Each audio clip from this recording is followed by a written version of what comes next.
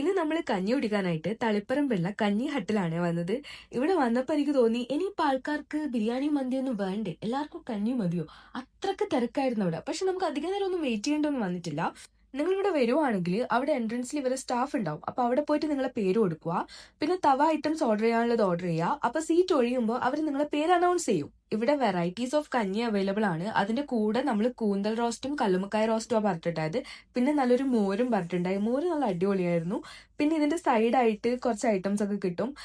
അതിൽ എനിക്ക് ഏറ്റവും ഇഷ്ടപ്പെട്ടത് അതിലൊരു പൊടിച്ചമ്മന്തി ഉണ്ടായി. അത് ഭയങ്കര ടേസ്റ്റ് ആയിരുന്നു. ഞാൻ കൂന്തൽ അങ്ങനെ കഴിക്കാറില്ല, പക്ഷെ ഇവര് കൂന്തൽ നല്ല ടേസ്റ്റ് ഉണ്ടായി. അപ്പോഴേക്കും നമ്മൾ ഓർഡർ ചെയ്ത തവ ഐറ്റംസ് ഒക്കെ വന്നു. നമ്മൾ കരിമീൻ ഫ്രൈ, കാലാഞ്ചി ഫ്രൈ ആൻഡ് ടൈഗർ പ്രോൺസാണ് പറഞ്ഞത്. എനിക്ക് ഈ ടൈഗർ പ്രോൺസ് അത്രക്കും ഇഷ്ടമായി. ഭയങ്കര ടേസ്റ്റ്, നല്ല ടേസ്റ്റ്. ഞാൻ എനിക്ക് കയ്യെല്ലാം അവിടെ ഇരുന്ന് ഇങ്ങനെ നക്കിട്ടു. പിന്നെ കാളാഞ്ചി ഫ്രൈനെക്കാട്ടും എനിക്ക് ഇഷ്ടമായത് കരിമീൻ ഫ്രൈ ആട്ടോ. പിന്നെ ഇവിടെ കഞ്ഞിയൊക്കെ അൺലിമിറ്റഡ് ആ. കഞ്ഞിയും സൈഡ് ഡിഷസും നമ്മൾ എത്ര ചോദിച്ചാലും അവർ തരും.